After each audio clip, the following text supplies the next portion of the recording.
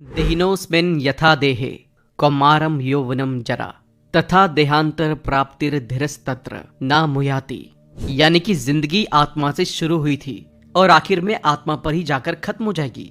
हमने क्या किया, किस तरह से किया और उसका नतीजा क्या निकला, इस बात से कोई फर्क नहीं पड़ता। क्योंकि हे अर्जुन, इस दुनिया में तुम भी कई बार आ चुके हो और मैं भी। इसलिए उठो और अपने कर्तव्यों को निभाओ। ये लाइन सुनकर आपको ऐसा लग रहा होगा जैसे इस दुनिया के अंधेरे में आपको रोशनी नजर आ गई हो।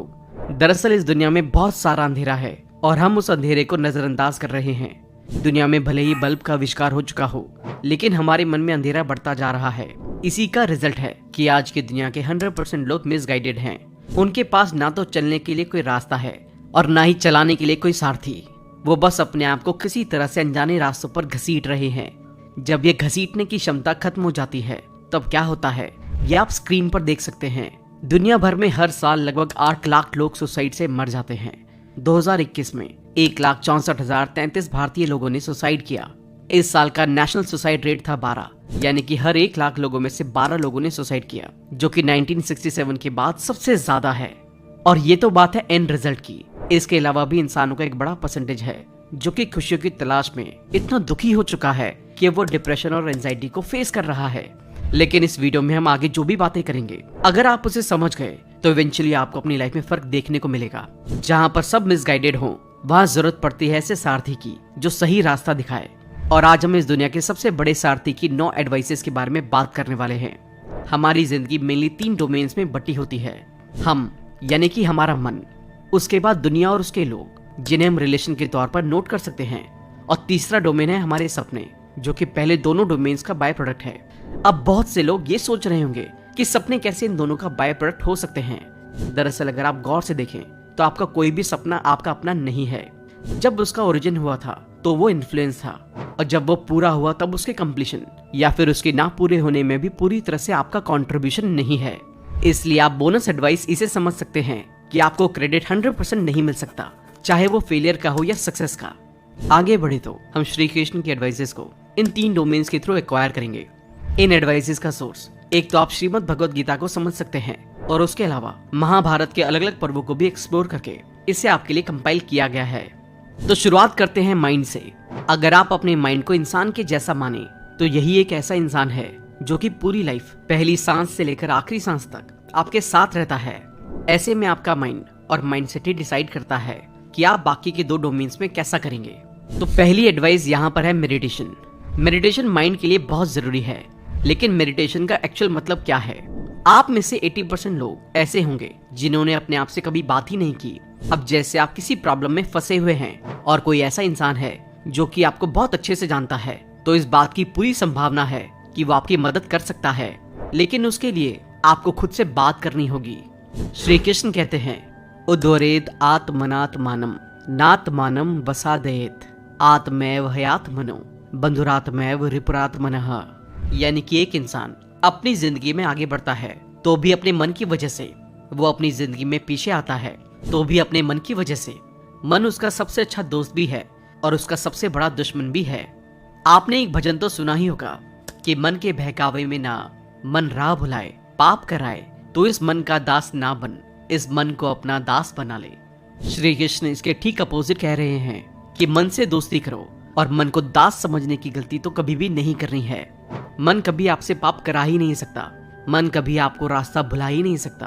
अगर थोड़ा साइंटिफिकली देखें तो मन भगवत गीता और श्री कृष्ण के अनुसार सबकॉन्शियस माइंड है, और आप वहां जो भरते हैं आपको आगे चलकर वही मिलता है। अगर आपको लालच है तो आप लालच के रास्ते पर चलेंगे, अगर आपको लस्ट है तो आप लस्ट के रास्ते पर चलेंगे। ये नहीं होगा अगर आप मेडिटेशन करेंगे, क्योंकि मेडिटेशन के दौरान हम अपने सबकॉन्शियस माइंड में झांक रहे होते हैं और उस दौरान अच्छे बुरे थॉट्स बाहर निकल जाते हैं। अब दूसरी एडवाइस ये है कि आप उन्हीं का हिस्सा हैं। श्री कृष्ण को हमने महाभारत के अलग अलग पर्वों में देखा है। शिशुपाल और दुर्योधन के सामने हम उनका सब्र देख पाते हैं, कुरुक्षेत्र में हम उनका गुस्सा और प्रेम दोनों देख पाते हैं। श्री कृष्ण अपनी प्रॉब्लम के साथ कैसे डील करते हैं वो बहुत ही ज्यादा इंटरेस्टिंग है। क्या आप भी अपनी प्रॉब्लम को वैसे ही डील करते हैं? आप सोच रहे होंगे कि आप तो एक नॉर्मल इंसान हैं, लेकिन ऐसा नहीं है। अहमात्मा गुणाकेश सर्वभूताशय स्थितः अहमादिश्च मध्यम च भूतानामंतएव च श्री कृष्ण कहते हैं कि हे अर्जुन, मैं इस दुनिया में हर एक इंसान के दिल में बसा हुआ हूँ। मैं ही शुरुआत हूँ और मैं ही अंत हूँ। आपको ये मन की डेफिनेशन नहीं लग रही है? ये मन की ही डेफिनेशन है। और पिछले पॉइंट्स में हमने इसलिए कहा था कि किसी भी पॉइंट पर अपने मन को अपना दास मत समझिए, क्योंकि इवेंचुअली आपका मन ही आपको श्री कृष्ण से जोड़ रहा है। अब आते हैं प्रैक्टिकल पार्ट पर। जो आपका मन है वो आपको कॉस्मोस से जोड़ता है। इसका आपकी प्रैक्टिकल लाइफ पर यह असर पड़ता है कि अगर आप कहें कि ये दुनिया बुरी है तो उसका फर्क आपके मन से ही शुरू होता है। यानी कि अगर आपके मन में ग्रीड, लस्ट, जेलिसी ये सब कुछ हो तो इवेंचुअली आपका मन बुरा होगा और पूरी दुनिया बुरी हो जाएगी। यानी कि दुनिया की सफाई मन से शुरू होगी। लेकिन ये सारे थॉट्स एक बार में तो खत्म नहीं होंगे। अब इन्हें अपने मन से कैसे हटा सकते हैं? तो यहाँ पर तीसरी एडवाइस ये है कि अपनी थॉट्स को देखें। मनः प्रसादः सौम्यतवम मौनम आत्मा विनिग्रह भाव संशुद्धिरी तीर्थ तपो मान समुचेते। इस श्लोक में श्री कृष्ण कहते हैं कि एक इंसान अपने थॉट से बना है और इसलिए आपको अपने थॉट्स को देखते रहना चाहिए। आप जो सोचते हैं वो आपके एक्शन बन जाते हैं और आपके एक्शंस ही आपके रिजल्ट को ड्राइव करते हैं। अब इसका एक बहुत अच्छा एग्जाम्पल आपको अपनी डेली लाइफ में मिल जाएगा। आपको 10-10 मिनट के 2 काम दिए गए हैं। एक के बारे में कहा गया है कि आपको इसे अगले आधे घंटे में करना है, ये अर्जेंट है। और दूसरे के बारे में कहा गया है कि आप इसे रात तक कर सकते हैं। 99% लोग उस दूसरे काम को रात में ही करेंगे क्योंकि आपके अंदर थॉट ऑफ कंफर्ट आ गया है। इसी तरह से गिव अप से लेकर मोटिवेशन तक, अच्छी आदतों से लेकर बुरी आदतों तक सब कुछ थॉट से ही ड्राइव होता है। लेकिन आप कहेंगे कि थॉट्स को कंट्रोल करना आसान काम तो नहीं है। आपको जानकर हैरानी होगी कि यही सेम बात अर्जुन ने भी श्री कृष्ण से कही थी। इस पर श्री कृष्ण का जवाब था, श्री भगवानुवाच असंचयम महाबाहो मनो दुर्निग्रहम चलम अभ्यासेन्तु कौन्तेय वैराग्येण च ग्रह्यते। यानी कि कुंती के पुत्र, जो तुम कह रहे हो सही कह रहे हो। मन को और विचारों को कंट्रोल करना मुश्किल है, लेकिन अगर तुम चाहो तो प्रैक्टिस से अपने मन को काबू में कर सकते हो। तो प्रैक्टिस है खोज की। आपके दिमाग में जो भी ख्याल आए उसे न्यूट्रल ढंग से देखिए। जैसे आप एक के लिए कुछ करना चाहते हैं, ये अच्छा या बुरा हो सकता है। सोचिए कि अगर इन्हें आपके साथ वो किया तो आपका क्या रिएक्शन होगा। इस तरह से आप थॉट्स को रेक्टिफाई कर सकते हैं। और आखिर में आप ये किस तरीके से करेंगे ये आपको ही सोचना है। अपने मन के बाद अब बात करते हैं दूसरे मनों की, यानी कि डोमेन नंबर 2 की। दुनिया और उसके लोग, श्री कृष्ण की पूरी लाइफ और महाभारत का पूरा कॉन्सेप्ट ह्यूमन बिहेवियर पर बेस्ड था। इंसान किस तरह से रिएक्ट करते हैं और किस तरह से उन्हें रिएक्ट करना चाहिए, ये सिर्फ उनका नहीं दूसरे इंसानों का भी भविष्य तय करता है। पूरी महाभारत में आपको कई ऐसे एविडेंस मिल जाएंगे जहाँ एक गलत रिएक्शन ने गलत इवेंट्स की सीरीज खड़ी कर दी है। अब लेकिन ये कैसे तय होगा कि आपके द्वारा लिया गया कोई एक्शन सही रिएक्शन है या गलत? तो यहाँ पर अगली एडवाइस है कि कुछ भी परमानेंट नहीं है। माता स्पर्शास्तु कौन्तेय शीतोष्ण सुख दुख दाहा आगमा पाइनो नित्यास्तांस्तितिक्षवा भारत। इस श्लोक में श्री कृष्ण ने ये कहा है कि इस दुनिया में सब कुछ सर्दी और गर्मी की तरह है, जो कि आता है और चला जाता है। इसलिए इस दुनिया में कुछ भी परमानेंट नहीं है। अब इस श्लोक का प्रैक्टिकल लाइफ में एक एग्जाम्पल आपको रिएक्शन में मिल जाएगा।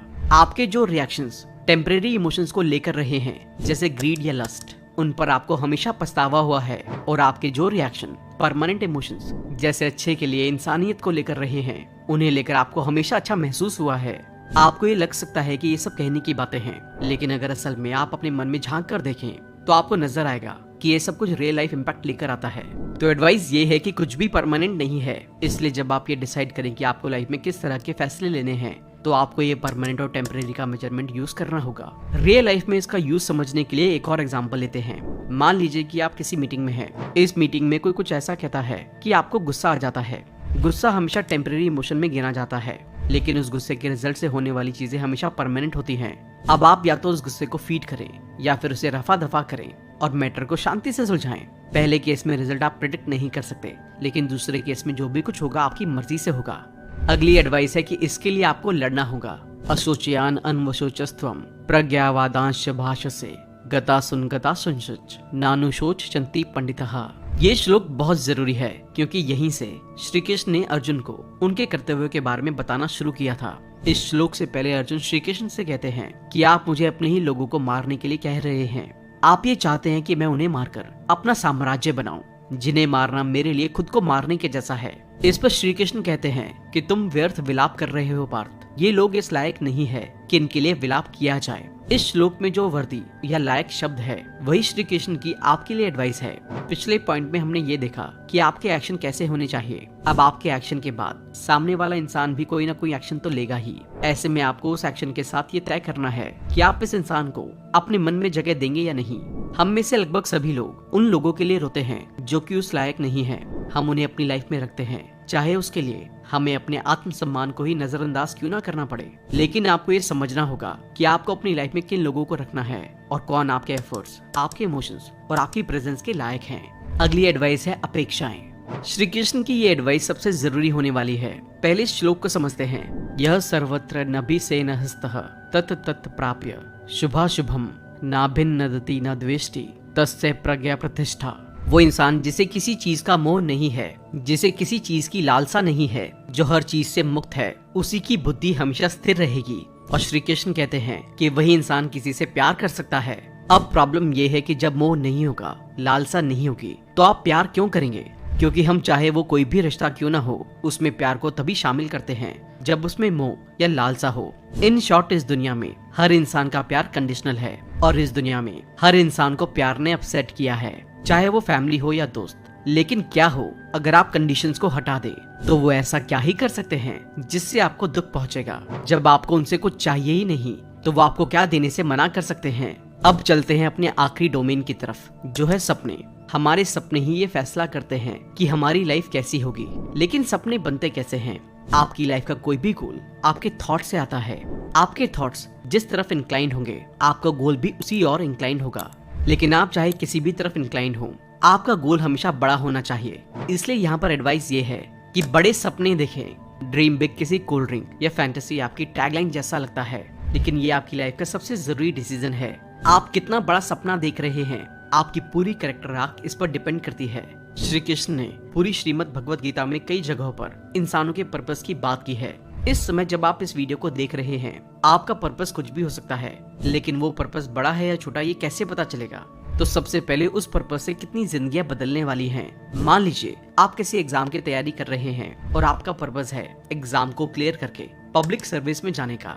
तो ऐसे में ये पर्पस बड़ा तब होगा जब आप इसके जरिए लोगों को सर्व करने के बारे में सोचेंगे। ये पर्पस छोटा तब हो जाएगा जब आप अपने और अपने परिवार के बारे में सोचेंगे। उनके बारे में भी सोचना जरूरी है, लेकिन जब आप पूरी दुनिया को कवर कर लेंगे, तो वो तो जाहिर सी बात है कि वो कवर होंगे ही होंगे। और दूसरा, आपके इस पर्पस का काल पर क्या प्रभाव पड़ेगा। दुनिया में दो तरह के लोग होते हैं। पहले वो जिन्हें लगता है कि हम बार बार जन्म लेते हैं। दूसरे वो जिन्हें लगता है कि हमें जिंदगी सिर्फ एक ही बार मिलती है। दोनों को ये सोचना चाहिए कि इतनी कीमती जिंदगी को क्या वो इतनी छोटी सी लस्ट या ग्रीड वाले पर्पस पर बिता देंगे, या कुछ ऐसा करेंगे जो कि काल के पन्नों पर उनका नाम लिख दे। यहाँ पर अगली एडवाइस है, अपने सपनों पर भरोसा रखें। श्रद्धावान लभते ज्ञानम तत्परः संयतेन्द्रियः ज्ञानम लब्ध्वा पराम शांतिम चिरणाधिगच्छति। आपने अक्सर ये नोटिस किया होगा कि आप कोई काम कर रहे हैं और उस पर आपको विश्वास हो, तभी आप उस काम को पूरा कर पाते हैं। श्री कृष्ण ने भी इस श्लोक में यही कहा है, जो इंसान विश्वास से भरा होता है वो इंसान ही अपने ज्ञान के चक्र को पूरा कर पाता है। यानी कि इन शॉर्ट, वही इंसान अपने गोल तक पहुंचता है। इसमें आपकी डेली लाइफ के लिए एडवाइस ये है कि खुद पर भरोसा रखिए। जो भी स्टेप आप ले रहे हैं, वो स्टेप्स पूरी तरह से विश्वास से भरे होने चाहिए। अगर वो विश्वास से भरे नहीं होंगे, तो आपके गिरने के चांसेस बहुत ज्यादा बढ़ जाएंगे। और जो काम आपके पोटेंशियल का था, आप उस काम को भी एक इम्पॉसिबल काम बना देंगे। इस बात से तो आप पूरी तरह से रिलेट कर पा रहे होंगे, क्योंकि आपने खुद ये नोटिस किया होगा कि कोई काम विश्वास से किया जाए तो बड़े ही अच्छे से पूरा होता है, लेकिन अक्सर हमारे विश्वास को हिला देता है हमारा सेल्फ डाउट। लेकिन ये आखिरी एडवाइस आपको सेल्फ डाउट से हमेशा के लिए फ्री कर देगी, और ये है रिजल्ट के बारे में ना सोचें। कर्मणे वाधिकारस्ते मां फलेषु कदाचन मां कर्म फल हेतुर्भुर्मा ते संगोस्तव कर्मणि। श्री कृष्ण कह रहे हैं कि आपका काम अपने काम या गोल की तरफ आगे बढ़ते रहना है, उनके रिजल्ट के बारे में नहीं सोचना है। पिछले पॉइंट में हमने सेल्फ डाउट की बात की थी, लेकिन ये श्लोक आपके सारे सेल्फ डाउट को खत्म कर देगा। सेल्फ डाउट का ओरिजिन है रिजल्ट के बारे में सोचना। अब जैसे मान लेते हैं कि आप किसी प्रोजेक्ट पर काम कर रहे हैं या फिर किसी एग्जाम की तैयारी कर रहे हैं। ऐसे में जो आपको सेल्फ डाउट आएगा वो इसके रिजल्ट से जुड़ा हुआ होगा, और उस एक सेल्फ डाउट की वजह से आपका आज खराब हो जाएगा, जबकि आपको पता भी है कि आप कितना भी सोच लें, रिजल्ट आना अपने टाइम पर ही है। ऐसे में सबसे पहले तो आपको रिजल्ट यानी कि फल के बारे में नहीं सोचना है। हाँ, लेकिन ये बिल्कुल सही है कि आप एंड रिजल्ट को माइंड में रखते ही एग्जाम देते हैं, लेकिन उसको बार बार नहीं सोचना है कि क्या हो सकता है। अगर आपको सेल्फ डाउट लग रहा है तो आप ये सोचिए कि आपने जो भी स्टेप लिया वो सही है या नहीं। अभी आप जहाँ पर अपना समय लगा रहे हैं वहाँ से आप अपने गोल की तरफ बढ़ेंगे या उनसे दूर होंगे। इसलिए आपका मन हमेशा आज में होना चाहिए, ना तो पास्ट में, ना ही फ्यूचर में। तो दोस्तों, ये थी श्री कृष्ण की वो 9 एडवाइसेस जो आपकी डेली लाइफ को पूरी तरह से बदल देंगी। बस आपको इस बात का ध्यान रखना है कि आप इन्हें अपनी लाइफ में उतारें। हमें लगता है कि हमारी मॉडर्न प्रॉब्लम्स का सॉल्यूशन श्री कृष्ण कैसे दे सकते हैं, जबकि गीता में हर प्रॉब्लम का सॉल्यूशन है। जरूरत है तो बस सही इंटरप्रिटेशन की। आप इसके बारे में क्या सोचते हैं हमें कमेंट करके जरूर बताएं। और अगर आप गीता के सभी 18 अध्यायों को डिटेल में समझना चाहते हैं तो उस वीडियो का लिंक भी हमने डिस्क्रिप्शन में डाल दिया है। जल्दी मिलते हैं और भी बेहतरीन वीडियो के साथ। Thank you so much. जय श्री कृष्णा।